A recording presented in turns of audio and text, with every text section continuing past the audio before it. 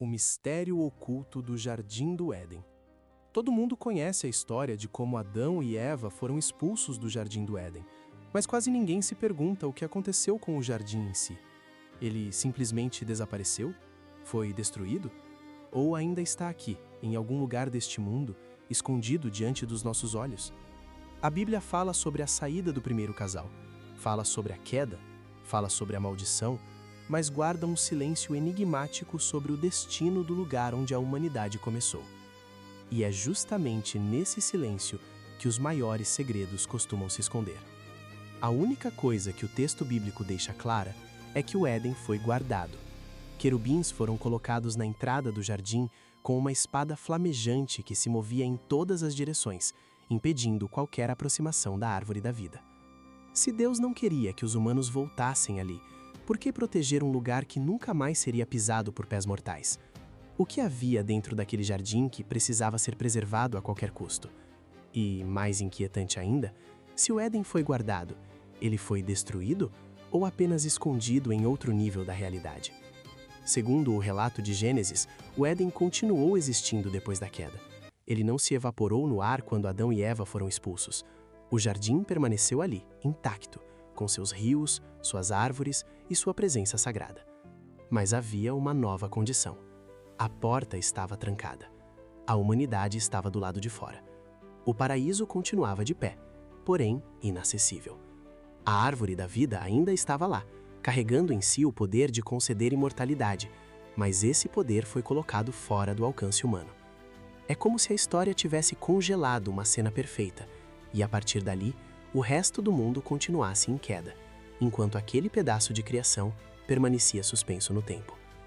Um dos primeiros mistérios que surgem é o motivo dessa barreira. Alguns intérpretes falam de uma espécie de misericórdia severa. Se Adão e Eva, já em estado de rebelião, tivessem comido da árvore da vida, teriam se tornado eternamente presos em uma existência corrompida, vivendo para sempre em separação de Deus. A morte, por mais assustadora que pareça, se tornaria então uma porta de saída para a redenção. Impedir o acesso ao Éden seria, nesse sentido, um ato de compaixão dura. Outros veem a proibição como um lembrete permanente. O jardim poderia até ser avistado à distância, sua beleza talvez ainda fosse visível no horizonte, mas entrar ali jamais seria uma opção. O próprio mundo, nessa leitura, se transformaria numa lembrança viva daquilo que foi perdido. Mas existe uma terceira leitura, ainda mais inquietante. Ela sugere que, se os humanos tivessem voltado até a árvore da vida, poderiam cair na tentação de acreditar que seriam capazes de se salvar sozinhos, de reverter a queda com suas próprias mãos. Comer do fruto, nessa visão, seria uma tentativa de autopreservação espiritual, uma espécie de atalho para a imortalidade. O fechamento do Éden seria então um recado duro a toda a humanidade.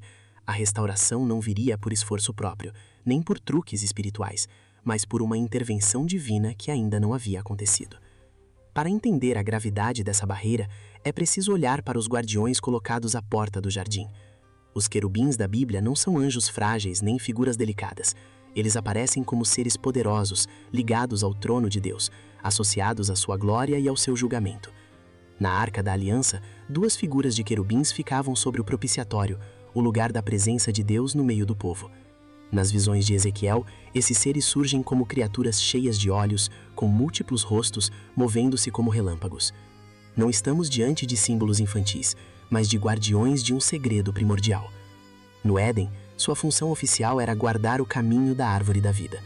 Porém, para muitas tradições antigas, eles faziam algo além disso, algo muito mais profundo. Eles não apenas proibiam a entrada, eles escondiam o próprio jardim. Ao longo dos séculos, teólogos, rabinos, místicos e historiadores se recusaram a aceitar o silêncio como resposta definitiva. Se o Éden existiu como um lugar real na história, por que nunca mais reaparece de forma concreta? O que aconteceu com ele após a saída do primeiro casal? Uma das hipóteses mais antigas é a teoria do dilúvio. O mundo antes do dilúvio era descrito como muito diferente, com outra configuração geográfica, outro clima, outro equilíbrio. Quando as águas subiram, montanhas foram cobertas, rios mudaram de curso, vales desapareceram, costas foram redesenhadas. Nesse cenário, o Jardim do Éden teria sido varrido junto com a antiga ordem da criação. A última porção perfeita de um mundo que já havia sido corrompido simplesmente não caberia mais na nova terra pós-julgamento. Outra linha de pensamento aponta para algo mais discreto e talvez ainda mais perturbador. Enquanto Adão estava dentro do Éden, sua função era cultivar e guardar o jardim. Quando ele foi expulso, ninguém mais ficou para cuidar daquele espaço. Sem um jardineiro humano, até mesmo o lugar mais perfeito poderia entrar em decadência. Plantas crescendo sem controle, caminhos engolidos por mato, árvores frutíferas sufocadas por plantas invasoras, animais selvagens retomando o território. Mesmo um paraíso, sem cuidado, pode se misturar à paisagem ao redor. Aos poucos, a fronteira entre o santo e o comum desaparece. O resultado seria um paradoxo melancólico.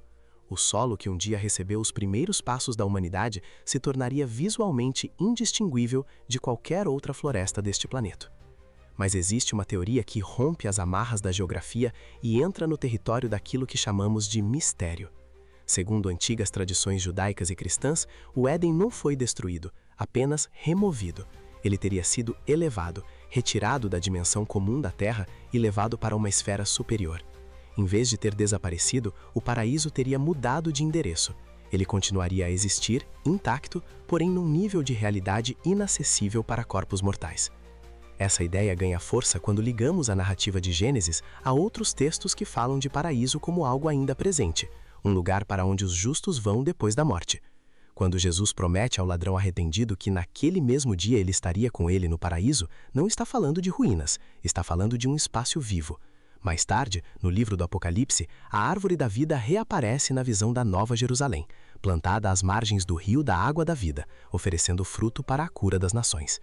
Se a árvore está presente no fim da história, isso implica que o seu núcleo mais sagrado não foi destruído, ele foi preservado. A narrativa então se fecha como um círculo. A história começa num jardim e termina em uma cidade que contém, no centro, um jardim restaurado. O que muda não é o símbolo, é a escala. O Éden não seria apenas um ponto perdido no mapa antigo, mas um modelo de realidade que, em algum momento, será reinserido em toda a criação. É aqui que alguns pensadores tentam aproximar antigas visões com metáforas da própria ciência moderna. A física quântica fala de estados simultâneos, de camadas de realidade que não enxergamos diretamente, de dimensões que escapam aos nossos 5 sentidos. Essa linguagem, embora não tenha nascido para explicar textos sagrados, acabou oferecendo uma metáfora poderosa. Não para provar o Éden, mas para ilustrar a ideia de mundos sobrepostos. Se existam níveis de realidade que coexistem sem se misturar, não é difícil imaginar um jardim do Éden que continua a existir no mesmo planeta, mas em outra frequência de existência, como uma estação de rádio cuja música continua tocando mesmo quando ninguém está sintonizado nela. Relatos místicos ao longo dos séculos parecem ecoar essa possibilidade. Monges do deserto, santos cristãos, rabinos, sufis, místicos orientais, todos em tradições diferentes, falam de visões de um jardim perfeito, de um lugar de luz, de rios límpidos e árvores impossíveis. Eles o chamam de paraíso, terra da juventude eterna, mundo oculto, ilha dos bem-aventurados.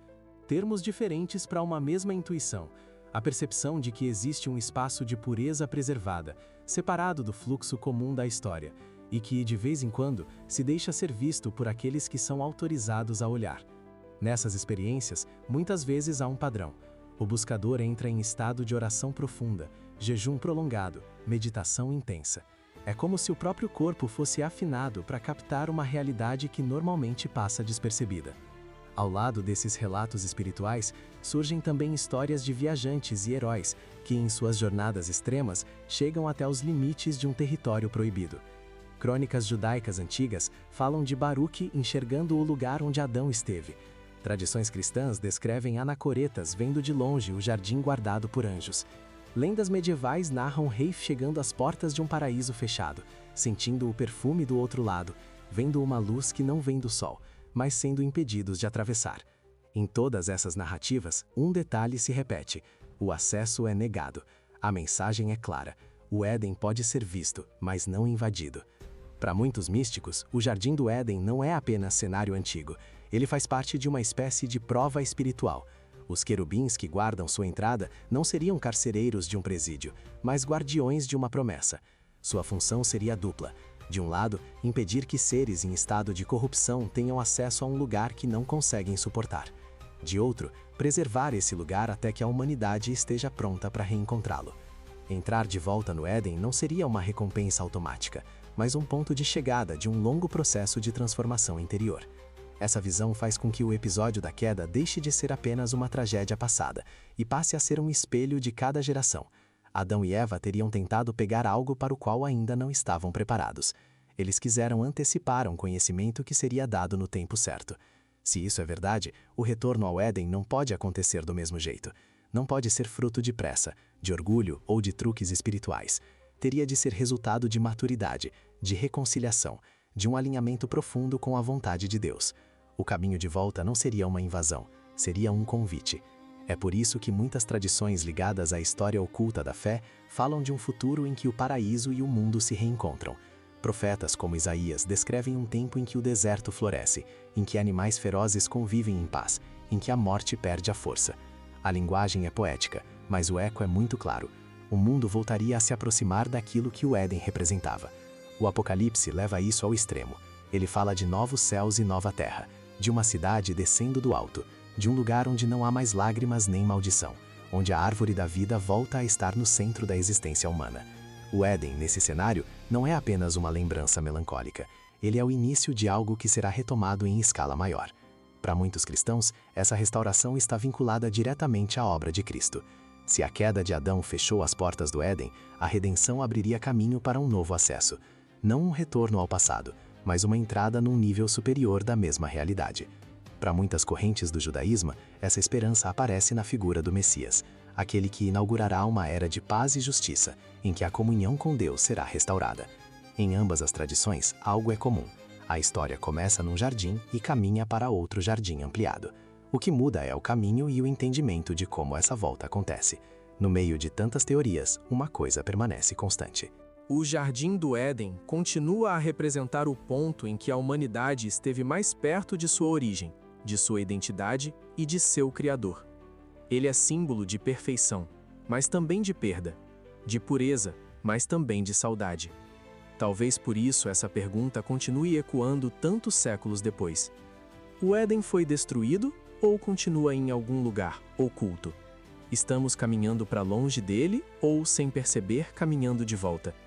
E quando as barreiras forem finalmente removidas, seremos capazes de atravessar aqueles portões ou descobriremos que não estamos preparados para a realidade que existe do outro lado? Se esse tipo de mistério e de investigação histórica e espiritual faz sentido para você, não esqueça de curtir este vídeo enquanto pensa no que acabou de ouvir. Isso ajuda a levar essa investigação para mais pessoas que também buscam entender o que está por trás da história oficial. E se você ainda não faz parte da nossa comunidade, se inscreva no canal O Enigma Global para continuar explorando os segredos da Bíblia, da antiguidade e das forças ocultas que moldaram o mundo em que vivemos. A pergunta que fica é simples e profunda ao mesmo tempo. Se o Éden ainda existe em alguma camada da realidade, ele está se aproximando da humanidade ou nós é que estamos sendo preparados para nos aproximar dele? Quando a fronteira entre o visível e o invisível finalmente se romper, o paraíso será apenas um lugar ou será um estado da criação restaurada por completo? E, mais pessoal ainda, se os portões do Jardim do Éden se abrissem hoje, você estaria pronto para atravessá-los? Deixe a sua visão sobre isso nos comentários, compartilhe este vídeo com alguém que gosta de mistérios e segredos antigos e depois assista à próxima investigação aqui do canal, para continuar essa jornada de perguntas que a história oficial não responde. Até lá, mantenha a mente aberta e lembre-se de que às vezes o que foi perdido não desapareceu, apenas espera o momento certo para ser reencontrado.